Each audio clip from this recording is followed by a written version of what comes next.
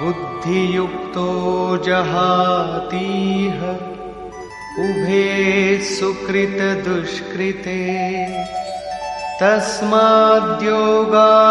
युज्यस्व योगः कर्मसु कौशलम्।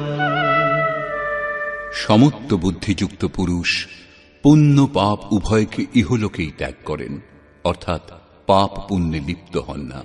সেই জন্য সমত্ব বুদ্ধিরূপ যোগের অনুষ্ঠান করো।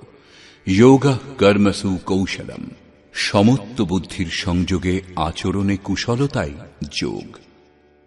সংসারে কর্ম করবার প্রচলিত দৃষ্টিকোণ দুটি। লোকে কর্ম করে, তাই তারা ফলও পেতে চায়। ফললাভ না হলে কর্ম করতেই চায় না। কিন্তু যোগেশ্বর শ্রীকৃষ্ণ এই কর্মকে বন্ধনের কারণ বলেছেন, আরাধনাকেই একমাত্র কর্ম বলেছেন। বর্তমান অধ্যায়ে তিনি কর্মের নাম মাত্র নিলেন। তৃতীয় অধ্যায়ের 9 শ্লোকে তার পরিভাষা দিয়েছেন এবং চতুর্থ অধ্যায়ে কর্মের স্বরূপের বিস্তারিত ব্যাখ্যা করেছেন।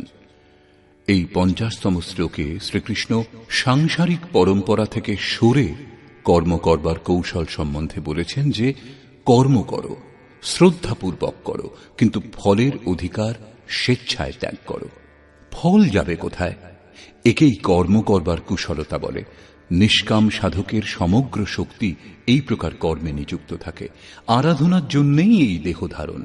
তবু এই জিজ্ঞাসা স্বাভাবিক যে তবে কি সর্বদাই কর্ম করে যেতে হবে, নাকি এর পরিণামও দেখা যাবে? পরবর্তী শ্লোকটি শুনুন।